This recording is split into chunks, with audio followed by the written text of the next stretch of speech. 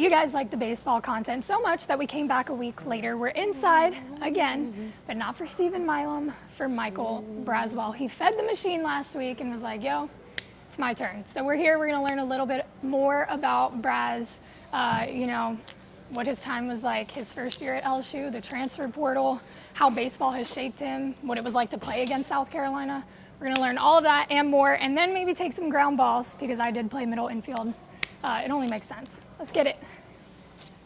Hold on. Okay, entering the transfer portal, talk to me about that process, about what happened after the whole shebang. Well, it was a pretty easy process for me. Like, as soon as I hit the portal, I was at South Carolina. I hit the portal like a day after we lost in Super Regionals. And Coach Johnson called me 20 minutes after I hit the portal, so it was like crazy. And then he flew me down to Baton Rouge the day after, and I committed 3 days later. So it was a pretty easy, swift process for me. Probably harder for other people, I guess, but for me it was pretty easy. So. And what was it like when Jay called you? I shed a tear, man, because I honestly didn't think I'd have a chance to play here. Because I was like, man, I had a pretty good, okay year the year before that, but I was thinking coming out the portal okay, maybe just a lower tier school, ACC, maybe mid-major, maybe. But then LSU called me, and I'm like, dude, that was my dream school growing up. So it was crazy. And that's crazy because we had talked earlier about how Georgia, being an LSU fan in Georgia is kind of wild, if you ask me. Yeah.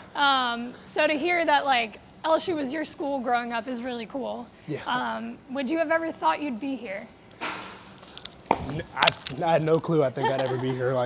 After 2 years of Carolina, like I said, I was thinking maybe mid-major, maybe go back to Georgia Tech or something. But LSU wasn't even a possibility for me in my mind.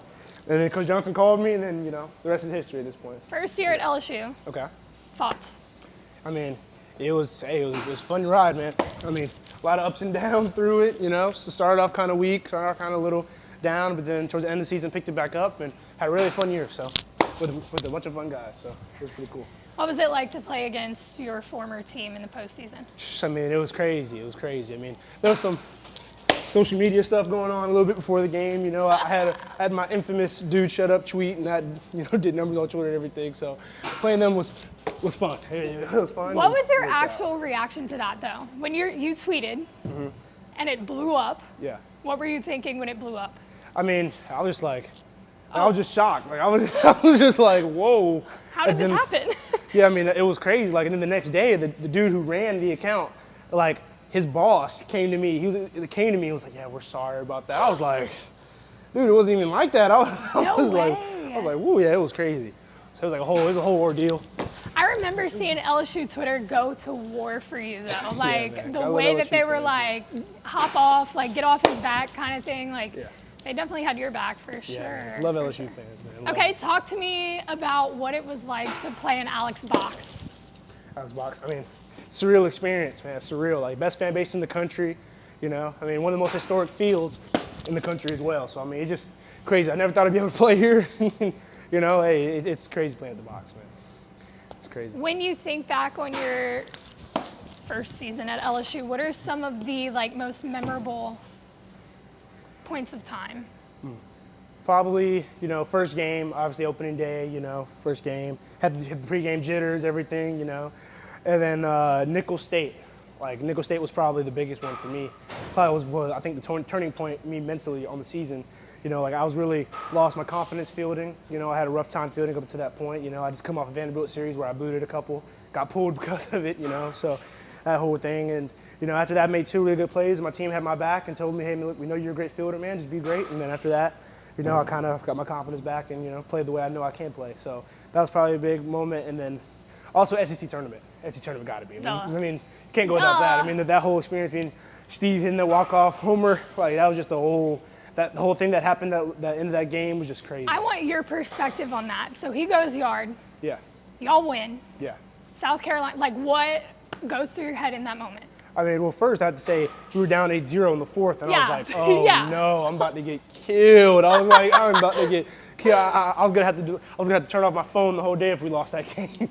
But going through it, I was like, dude, Stevie's a beast, man. I was like, dude, there's no way he just hit that homer. It was was long gone too. Oh, Like, yeah. it was everything, you know, and just seeing the team react the way it reacted. I mean, it was just a crazy experience. The whole fan base was there. You know, SEC tournament is like what they call it, Alex Box East. Yeah. So like, it's like a whole bunch of LSU fans there, and I mean, it was just a cool experience. LSU travels for Yeah. sure.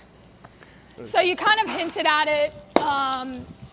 It was a turning point for you against Nickel State, like for the mentality that you were playing with.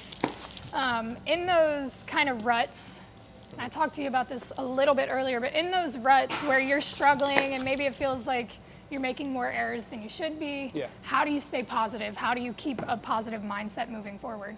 I mean, you just have to stay locked into the process, right? I mean, it took you a lot of work to even get to the point where you're at, like to where you can even struggle at a school like LSU or wherever school you're at, and you just got to like get caught up in your work, right? That's really what I did when I was struggling, right? Just got in the cage, got in the lab, fielded a lot, and you just got to stick to that.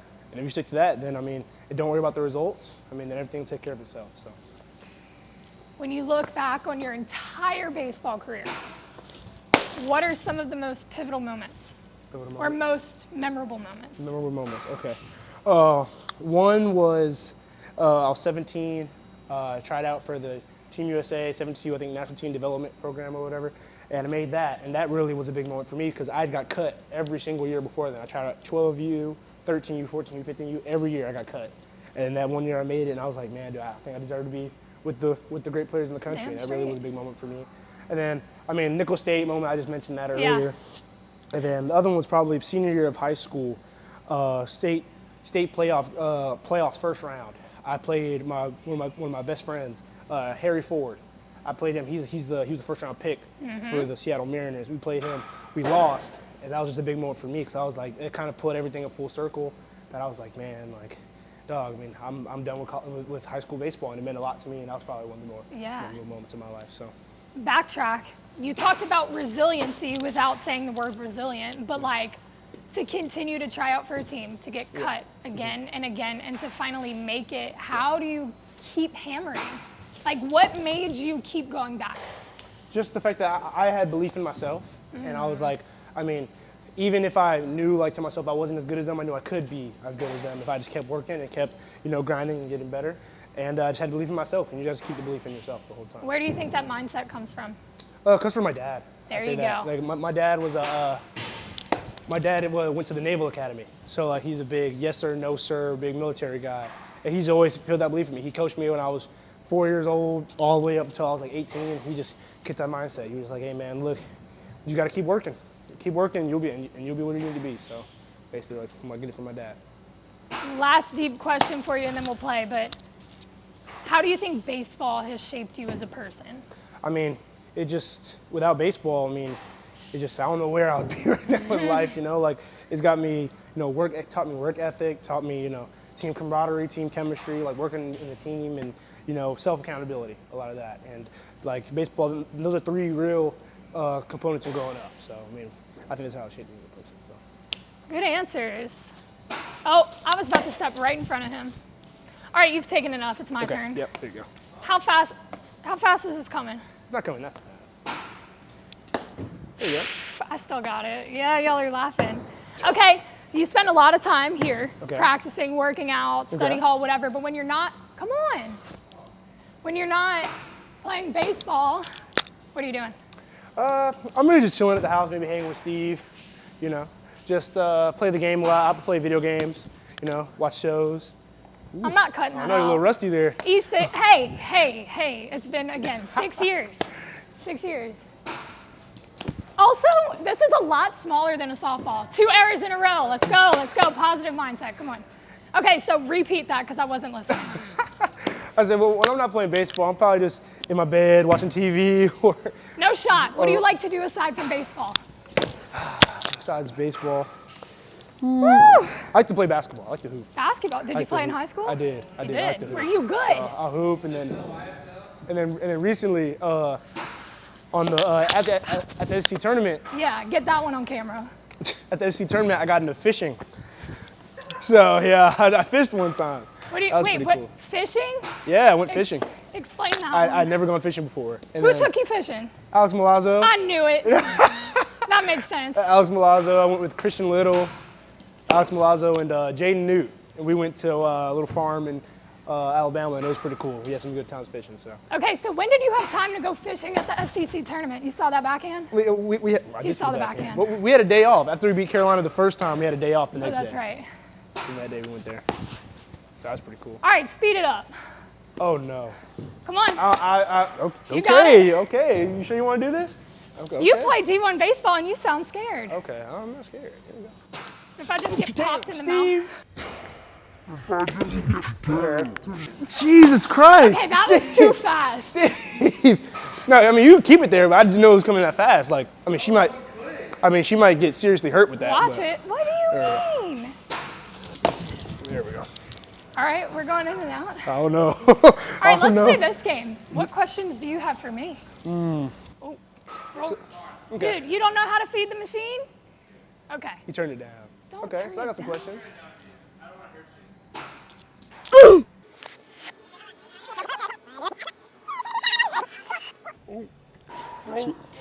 Dude, you don't know how to feed the machine? Cut. I think the questions have to wait until Cut. she fields 3 in a row. All right, You have to field 3 in a row, and I'll three in a row. start Let's asking go. questions. I just popped my wrist so bad. You turn it down again. Well, Steve. Steve. Be nice. Steve. See, guys, behind the scenes, Steve is not a good person. I hope you guys know this. Are you kidding? All right, I'm charging it then. We should be throwing this into a net. Yes. 3 in a row. Can you There we go. That's a one. little That's bit one. faster?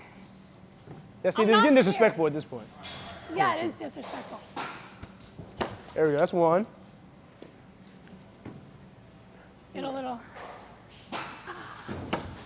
2. 2. Okay. I'm doing some backhand right here. Let's go. All right. Okay. That's 3. All right, now go. So my first question. So what made you get into reporting for this field? Ooh, what made me get into reporting? Ooh, y'all are getting an Abby Alonzo exclusive. I played sports. Okay. Decided that there was a lot of meaning in sports. Okay.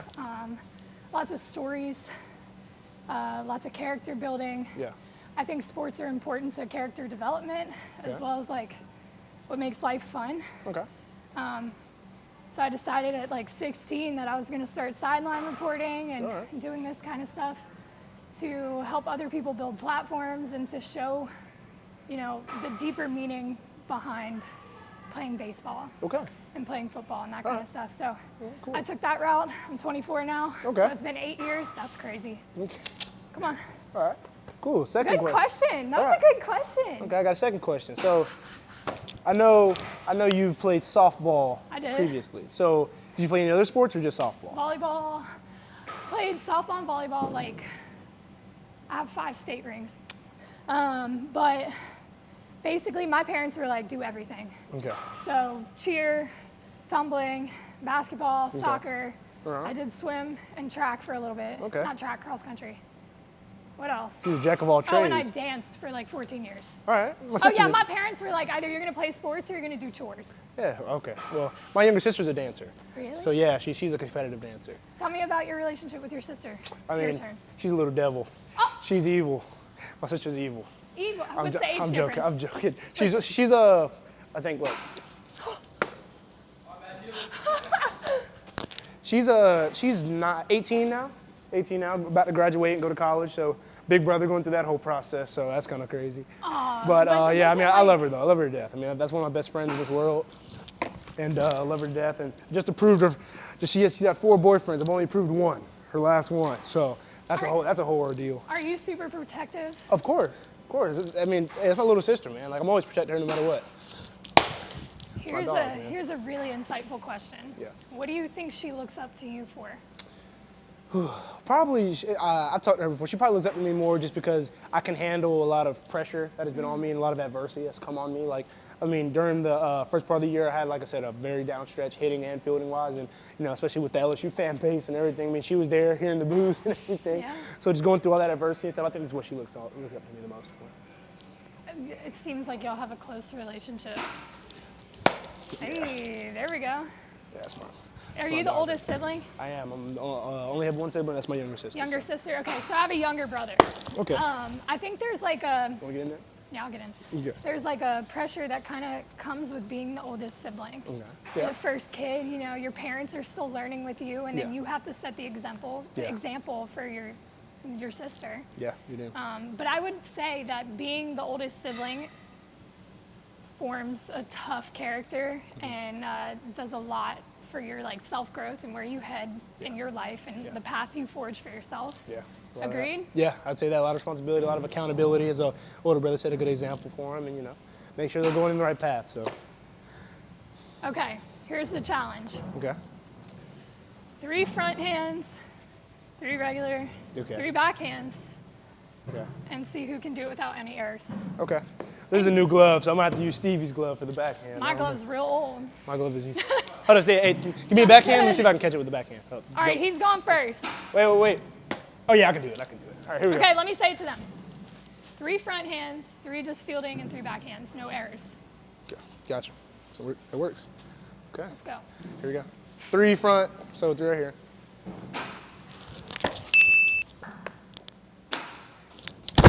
This is like clockwork 2. for them. 3, 3. Now going front hand, right? 4, 2. Yeah, that's a new glove right here. I haven't used this one. Did you use it at all during the season? Never. We got to get a close-up of it, though, because it looks pretty Here we go. sick. Did you design it? No, actually. Really? I got it at Better Baseball in Marietta, Georgia. Shout out to them. All All right. right, that's 9, no errors. All right, no errors. My turn. Wait, get in. Come show the glove. Come show the glove. Okay. Pretty sick. It's a glove. How many gloves do you have? Whew. Well, before I got here, I had only used Marucci, I had probably like 10, 15 Rollins gloves. Like I'm a big glove guy. Me and Steve, we're both big glove guys. Like as a middle infielder, you kind of take pride in how your glove looks. So Ballpark, how many? ballpark, like how many I have? How many gloves I have? How many gloves do I have? Yeah, probably around 25. Did you use the same one all season? Yes, I did. 25 gloves and you used the same one. Well, here's the thing though, because like I can only use Marucci here. I never had a Marucci glove before I got here. That's true. So like before I got here, I had like 15 different Rawlings, like I had 5 Wilsons, like I just had a whole bunch of stuff. But now I got Marucci now. I mean, I have probably like 6 Maruccis now. This one's really sick. Like get in on it. Come on now. Yeah. I told Stevie this is his type of glove right here. It's It matches his furry. hair. It's furry. You gotta get the cheetah print hair if you get this glove. I'll give you this glove. True. You can't have cheetah print hair. Okay. Yeah, so you go. All right, what am I? I'm going 3, 3, 3, 3. There you Right? go. Wait. I need to lock in. Here you go. Yeah. Yeah, it's 1. I've been taking ground balls in a long time. Have you ever thrown a softball? I have. Before. And it's really taxing on my elbow. So I can't Oh, do I was going to say, it's probably not great. Here? I can't do that. Oh, one hand. Gotta be on one hand. I didn't know that. You made that rule? It's a forehand. Forehand is one hand. There you go. That's 1. He's trying to get me. There you go. That's 2. The thing's gonna Still get you on the got it a little backhand. bit. I don't even feel this ball go into my glove. Because the softball's double that. All right, backhands. Here we go. Backhand time. This is what's gonna mess it up right here. No, it's not. Keep talking. Keep running your mouth. It's all right. Okay. You thought I was going to mess up by now? This is it. This is the last one. What? Oh. Ooh. Let's go. Okay. Good job. We tied. Good job. I think Hold that's up, the we first need to have a time. tiebreaker. We need to have a tiebreaker. All right, what's the tiebreaker? We need to turn up the heat a little bit. Turn up the heat a little bit. And do 1 from each spot. I think this is, okay, we'll do a tiebreaker. I think I've only ever won one challenge we've done on Valley Vision, and it was with Jordan Wright from basketball. Yeah. And he thought that I could only make, 4 free throws, and I made 7. And Okay. he only made 6. How about this? We're gonna go 3 right at each other. Whoever makes the first error loses. Okay, got it. All right, let's go. Let me see it, Steve, though. I need to see how fast it's going. I feel like I should go There you go. first. Let's go right there. You can go first. Should I? Because I feel like it's going to take me less time to make an error. Okay. That's not positive, but wait, what am I, just regular? Yeah, just regular. Oh, there Okay, it no, is. No, I was gauging the speed. All right, come on. Okay. Come on. Here we go. Okay, that's That one. wasn't an error. It wasn't You got pretty two good. more. Come on, you got still two more.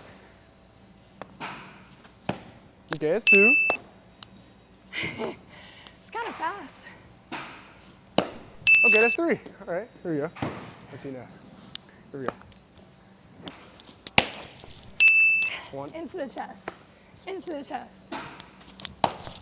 two, one more. Here we go. Okay, if he goes.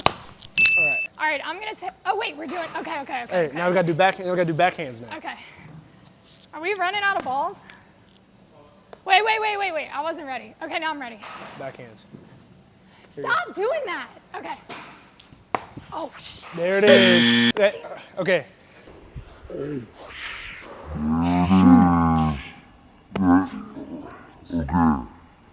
And now I have to make one. Now I have this to. Now I is have the to catch it. tiebreaker. Now I have to catch it. Here we go. There No! we go.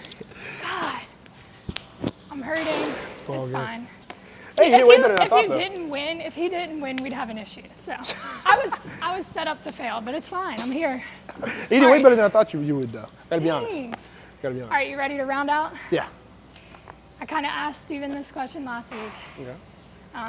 When you leave LSU, Yeah. and you got a little bit of a late start compared to some other people on the team, but when you leave here, what do you want your legacy to be? I want my legacy to be that, look, no matter what happened, I was always LSU the whole way through. Like, I was always giving my best. I was always playing for the team and wanted us to win. And I just wanted to be known as an elite team guy and a great shortstop for LSU. And what advice would you leave to young guys trying to get in your position? Hey, just keep with the work, man. Like it takes a lot of work to get to LSU, man. A lot of work, and even get to SEC level, period. Especially LSU. This is like upper echelon of the upper echelon, you know. Yeah. So I mean, whatever work you think you're putting in, put in a step more, and then a step more after that, and just keep going. And then, hey, one day you can be here. So. You've got a platform. Anything else you want to say? No, stay. Go Tigers. Go Tigers. Yeah, That's what go Tigers.